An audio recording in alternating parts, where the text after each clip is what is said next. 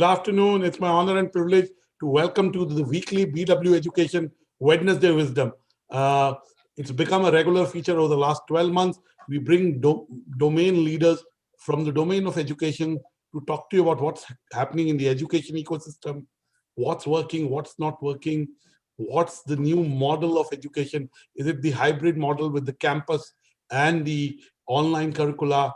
Now that we have the choice of having both offline and online, where we headed post-corona. We're still not in a fully post-corona world. So today we have two special guests from a very large institution who have an impact on the lives of many students joining us for this BW Education Wednesday Wisdom. Professor S. Sadagopan, who's the director, and Professor Srinath Srinivasa, who's the dean of this huge institution, which in some way nurtures the careers of large number of students. So first of all, Nandri, Professor Sadagopan, for joining us. Thank you. Thank you. And Professor Srinath Srinivasa, thank you again for joining us. First of all, let me start by asking Professor Sadagopan, how have been the last 11, 12 months for you, both personally and professionally? Very interesting question. Thank you, Anurag. Last 12 months have been very interesting. On one hand, things have been reasonably efficient, particularly for institutes like ours, which are primarily IT institutes with a significant IT infrastructure. We could onboard the students, we could admit the students, we could do classes online, we could do homeworks online, we could do midterm exam online, we could do end-term exam online, grade online, and the students could actually go for the placements, internships, and then complete the program. We even did one of the very early convocations on last July 1st Sunday. So in that sense, it is efficient. But I think we miss, every day we come to the institute, we miss the buzz of the students. I think what is all academic life is all about having these youngsters all around with lots of energy, lot of creativity, lot of buzz. Everything is missing. It is not only that we miss, every faculty member misses in the classroom, the students. We kind of getting tired of talking to the screens. More interesting, the students are also tired of staying home and doing this. They keep asking us, when are you opening? When are you opening? So they also want to come. You're right. You're saying not only the teachers are missing it, the students are missing it too. Also missing. In fact, one of the students jokingly said, sir, we used to bunk the classes. We know how much it is valuable today. We will not bunk the classes because it is such a luxury to actually have kind of face-to-face classes. So it is an interesting one. And I think we are all learning. We are all learning new things, and maybe we'll come back again. Maybe we'll ask my colleague Srinath to add his perspective. Thanks, Professor. Yeah, I agree very much with Professor also that in many ways we are quite efficient. Efficient, I should say. So when the lockdown started, we were in the middle of a semester. And so half of the semester was conventional and half of the semester was online. So that was a major kind of disruption. So there was quite of a bit of a washout. But I was amazed at how quickly, the entire system adapted. We did not, we started out with Google Hangouts and so on. And suddenly, within no span of time, we converged upon which platform to use and how to deliver the lectures and exams. And how to grade, how to conduct. There are even different kinds of teaching models that came up, and so very quickly things adapted. So that way, it has been very good. Only one thing which I'd like to also add is while things have become more efficient with say meetings and with existing students, with new students. So the new batch which have joined, none of us have actually seen them face to face. So they have also expressed some amount of disconcernment, if I should say that. That it's kind of strange that we are part of a university and we are getting taught, but we have not seen you in person. So that's the dissonance. But generally, I think it's been we have managed it quite well. So. Fantastic. Now let me focus on the immediate present. Now you have a choice to be either physically, open to students in terms of campus, gradually open. I'm not saying that at one go, and I'm not suggesting that we don't follow masks, social distancing, and sanitization. But we now have the choice of being in a hybrid model. Do you think the hybrid model is the way forward? or do you think classroom education and on-campus experiences build real-life education? Professor Sadagopan, first you, and then I'll ask Professor Srinath Srinivasa.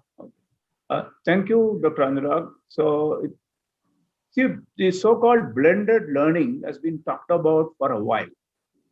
But I think COVID suddenly brought it to the center stage. It has become real. It has become real not for just one or two colleges. It is true for hundreds and thousands of colleges and millions of students. So that is definitely there. However, make no mistakes. Face-to-face learning is not going away. As I said earlier, this is something which not only we long for, even the bulk of the students in every campus. There have been interviews after interviews in so many campuses across the world. Students want to kind of face-to-face. And as I said, they want to meet with the professors, they want to meet with the classmates, the seniors, the juniors, okay, and the social interaction, etc. What I actually expect is this blending will become very natural.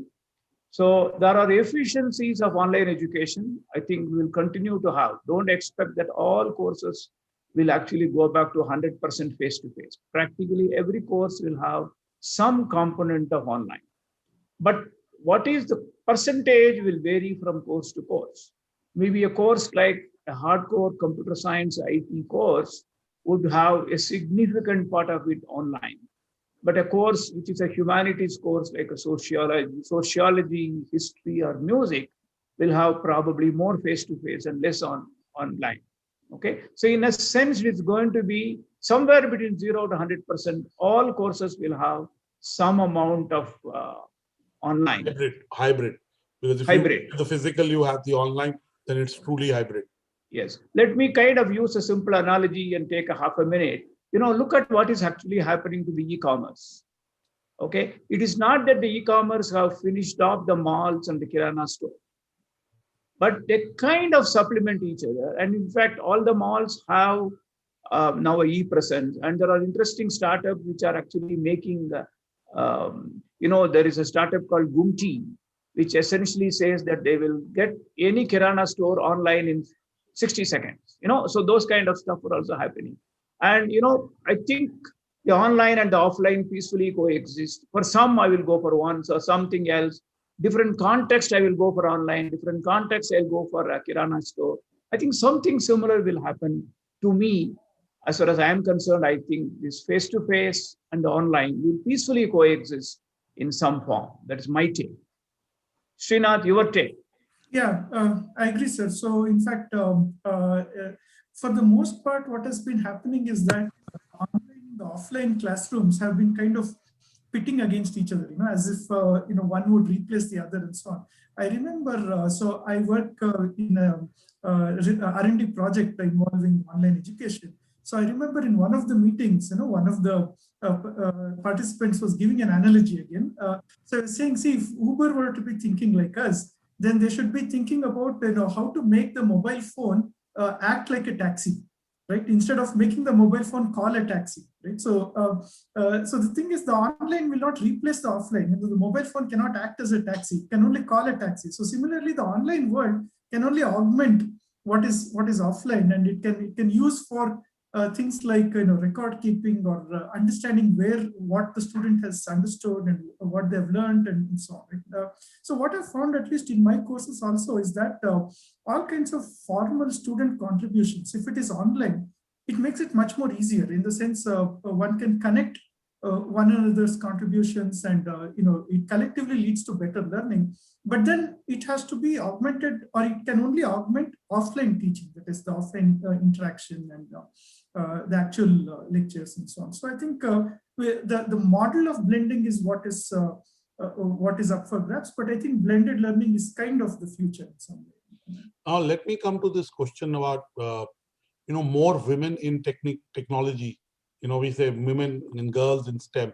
It has to start at the bottom, start at entry level, whether it's undergrad or postgrad, and then they can go on to do doctorates and all.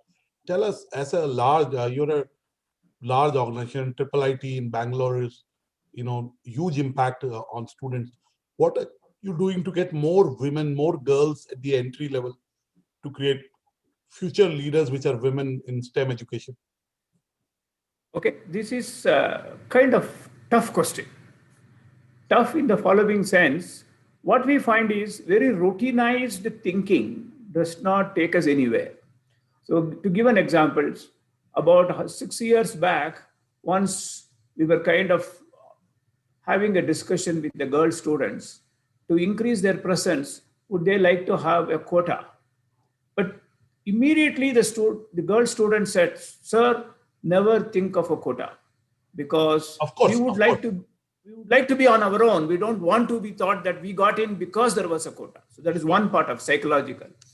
The second thing is, what we find is that we need to make this place a better place for them. So what we are doing is, but this particular year, particularly, what is happening is lots of our alumni are going and talking to these girls' college and girls' students, potential students, saying that the hostels are cool, the hostels are lively. Okay, there is sufficient amount of freedom. There are certain restrictions, but within the restriction, there is much more of a freedom, and they would actually enjoy the hostel life. So we find that that is going to be a significant part. It is social aspects of it. The second thing is that there is a fair amount of equal opportunity. So that is something which the message. So what we find is, we communicating the message does not really have the impact, but the alumni girl students communicating has a much better impact. Third thing is, we also find scholarships mean a lot. I still remember when we were all students, quite often we may not need the scholarship, but the fact that we backed the scholarship added a little prestige value. There's a chip in the shoulder feeling, right? So that is something which actually will attract more. So we are trying to do all these things. In fact, as a dean, I think Srinath is actually more involved with this. I think he will have actually more data points than me. Over to you, Srinath. Yeah.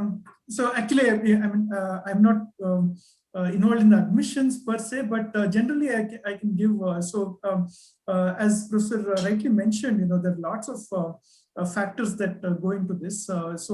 We have worked on different approaches like supernumerary or and even awareness building and so on. Like rightly said, it's basically the feeling of empowerment, the feeling of acceptance that comes in. I think that really matters. That's really what matters the most when it comes to attracting women students or basically increasing diversity and so on. But having said that, we recently had a workshop with participants coming from UK and so on, even last year. So we seem to be doing quite well, based on the perceptions we got. So they were saying, your diversity seems to be very, very good. And there seems to be a lot of women participants in STEM, at least in India, compared to, say, the challenges they're facing in UK and so on.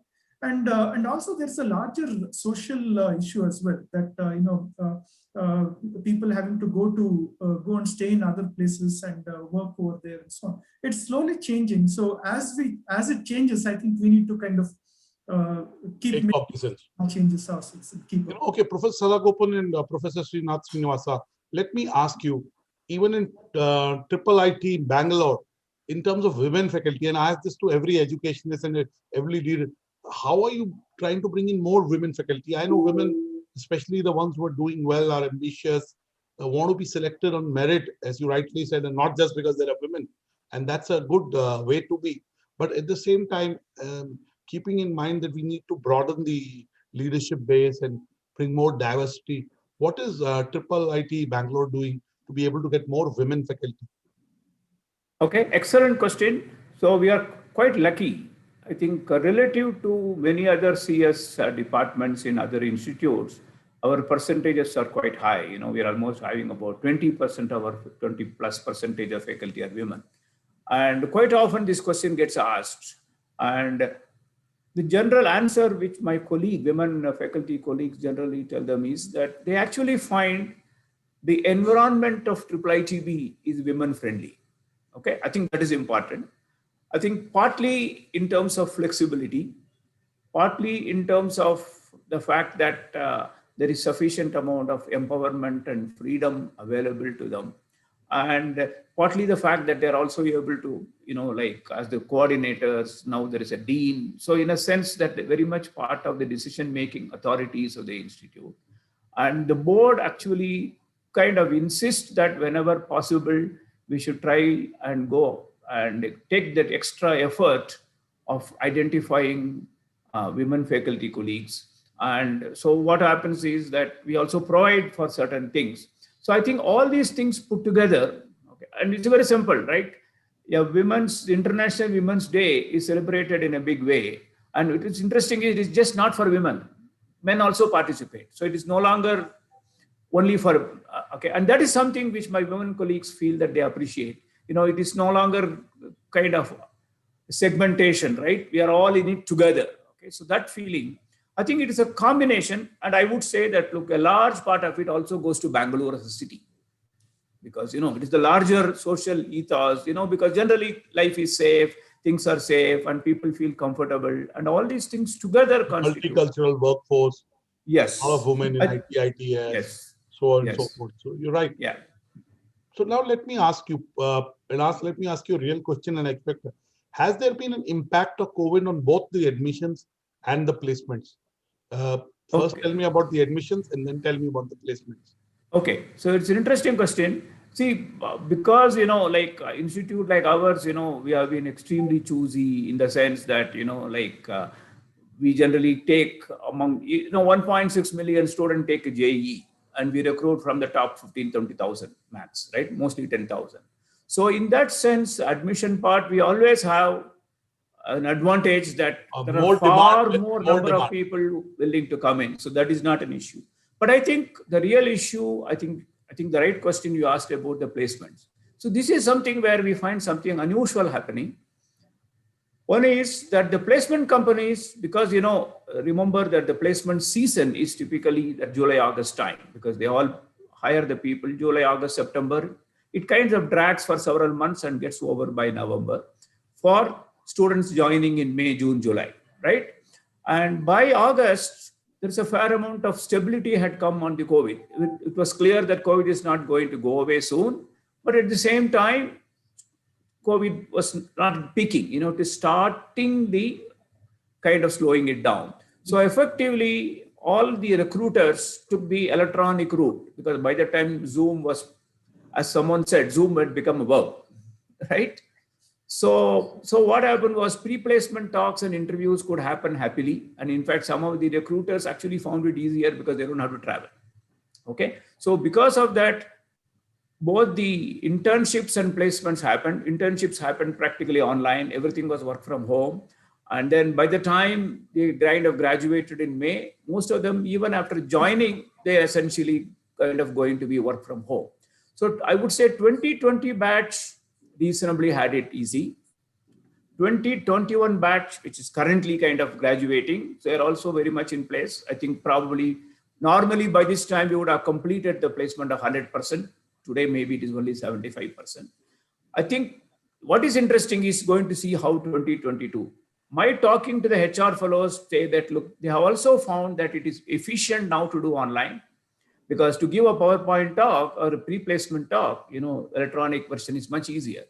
So because if they find the efficiency, they would continue to use it even in future. And something unusual has happened. See, campuses like Kanpur and Kharagpur, which are kind of located a little far away, travel is a little extra difficult, etc., used to suffer earlier. And now in the electronic version, so all campuses are at the same Zoom distance, right? So in a sense, those disadvantages have gone. And accordingly, some of the institute like Bangalore, which had an advantage, maybe that advantage will come down a little bit. But whatever I'm talking of is for the premier colleges. But if you talk about the second and third, tier 3 institutions, I understand that they have suffered because overall recruitments have kind of not been as much as what would have expected. So there is certain amount of problem with respect to placement in some of the institutions. Okay. So placement, premier institution by and large, okay, but tier 2, tier 3 institution. Similarly, admissions, I also sit on the boards of several smaller institutions around Bangalore. Many of them had actually difficulty in recruitment. Core computer science, generally not much, but other branches of engineering like mechanical, civil, chemical, etc. Many places, the seats are filled up only 50%, 60%. Anything you would like to add, Srinath? Yeah, just some data points. In fact, I was speaking to our placement office some time ago, as part of our IAB meetings and so on. So what I heard was that placements by themselves have not suffered actually. In fact, we have been getting the same kind of placements, but I think the average compensation package has kind of come down. And but there's a reason also for that, because most of the hires are basically remote hires, so they'll be working from home, and in many cases, what I've heard from other places also is that the students themselves have offered to say, okay, I can take a 20% cut if I can work from home. I don't have to relocate and so on. So it's probably going to become another kind of new normal that that companies are seeing that people actually cost less if they work remotely and so on. So that way it's still working out. Regarding admissions, again, the only data point which I'd like to give is as part of a research admissions, again, it was very good, except we had just 3 people who had to back out at the last moment due to COVID-related factors. 3 out of almost. That's insignificant. That's very small. Every person matters, every student. 3 is insignificant given your large numbers. So clearly there's no impact from data, which is very black and white. So thank you for being so real and explaining it so well. My last question to both of you. As we move into March 2021, and you've seen the last 12 months where we kind of removed our preconceptions that this can't happen and that can't happen. And we are now new in terms of our thinking. Of course, a lot of good things remain, but never say never. We've done more with less. So as far as vis-a-vis education and your own journey, what do you see as the next few mega trends, or predictions? I don't like the word predictions because I'm not an astrologer, but in terms of trends that will become bigger and bigger in context to education and the domain you are in. So let me start with Professor Sadagopan again, and then come to you, Professor Srinivasan. Thank you. And I think one trend which I clearly see would be that probably we can do more with less. Let me explain. So certain courses, and particularly for certain faculty members and certain subjects, okay, you can actually teach far more efficiently electronically than with face-to-face. And you can kind of deal with a much larger number of students. Historically, we have been using ratios like 1:20, 1:15, etc. Some of those numbers can actually be questioned because we can do much larger. To give one data point, in a normal classroom, you possibly will get to listen to 1 or 2 questions you are able to take on. But online, because it is anonymous, you can actually take even half a dozen questions. Okay, so just to give you, so certain areas one can do much better. So in a sense, I do expect in some areas we will have a far higher level of efficiency. That means with the same number of teachers, we will actually be able to turn out high quality students in large numbers. Okay, but I am absolutely clear it is not going to apply for every subject. It is not going to apply for every area. That is one big trend. Second thing is individual faculty members will figure out what suits them best. So what happens is, I know one of my colleagues does something interesting. He actually records 3 minutes of video. And as he lectures, he speaks for 3 minutes, puts on his own video. What he finds, it is much better to have certain things which recorded so that he does not have to have the pressure of being able to deliver. Okay, so it's a very nice blending in his own way. And there are some people who say that, look, I'm not going to teach at all, just to go through this NPTEL course or go through this Coursera course. We will use the time only for discussion. This is a great stuff because you really don't have to worry about delivery. So, remember historically, at least we, the old generation teachers, we are kind of programmed for 55 minutes delivery. We even plan, what is that we do in the first 5 minutes, what we do in the 15 minutes. So that is the level to which we go. All those things can go away. So in net, you can actually deliver much larger number without compromising on quality. And even teachers can teach with much less of a strain during the teaching. Okay, so you can be far more relaxed. And the fact that, see, earlier making recorded material available was a big deal, but Zoom essentially says press the record button, done. Okay, so that brings in a significant amount of efficiency to all the students across. Okay, that is my take. Over to you, Srinath. Thank you, sir. So yes, I think education as a whole is kind of entering some interesting times in the near future. So for a long time, at least at least for the past century or so, most of our education has been organized like more or less like a factory assembly unit. So there is a very lot of homogenization, homogenized delivery, homogenized assessment, homogenized experience, and so on. And there have been lots of criticism of this for a long time. But then it's not very easy to kind of, there are lots of benefits of it. But even though we knew what are the shortcomings, it's not very easy to come out of it. The entire society had organized around this and so on. So technology enhanced learning has been trying to bring in some kind of quote unquote disruption in this field for a long time. But I think COVID has kind of, hastened it or made it happen. Right. And at the same time, at least in India, we are also having some significant policy level changes that are happening, like NEP, new education policy, which tries to bring together the holistic component of learning and so on. So I think we are in for some very interesting times. So as they say, prediction is hard, especially about the future. So I won't hazard to make predictions, but all I can say is that I really look forward to exciting times in the future. Thank you so much. I wish you luck, and I'm sure IIIT will stay at the forefront of building the careers of young professionals and making a contribution to the country. We wish you luck, Professor S. Salagopan, who's the director of the IIIT Bangalore, and Professor Srinath Srinivasa, who's the Dean of R&D at IIIT Bangalore. Thank you for talking to BW Education in the BW Education Wednesday Wisdom, and look forward to more interactions and inputs from you. Thank you so much. Good afternoon. God bless you. Thank you. Thank you, Dr. Anurag Batra. Really nice talking to you. Thank you, sir. Thank you. Thank you, sir. Bye-bye.